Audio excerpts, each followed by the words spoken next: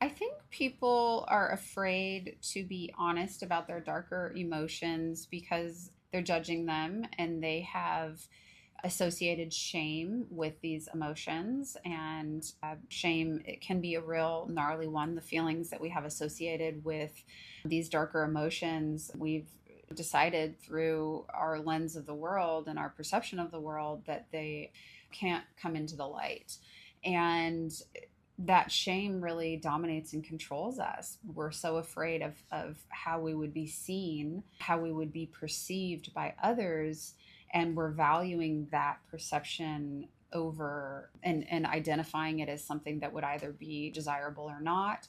And then we're prioritizing other people's feelings about that rather than saying, I'd really like to liberate myself. And by the way, I don't have to reveal myself to everybody. It's not about walking around and oversharing or leaking all of these negative emotions, but there ought to be a place, certainly within ourselves, that we can admit and acknowledge these things, but there ought to be a sacred space that you can share them and reveal them and become comfortable with what they are and where they come from and why we might associate shame with them.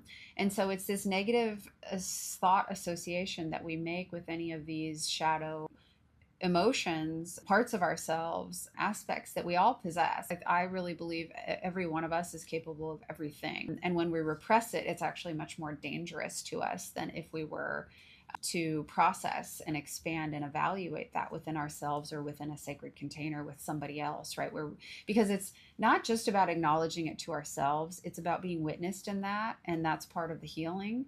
We don't again need to share it with everyone, but if there are sacred trusted people, whether that's a therapist or a partner or a best friend or a parent or whatever, if we can allow ourselves to be witnessed in that, that's really where healing happens. Because just to acknowledge, I mean, if I know that I am feeling some negative thing, and I can admit it to myself even, but I don't allow myself to be witnessed in that shadow part of myself, well, then I can't ever really transform that.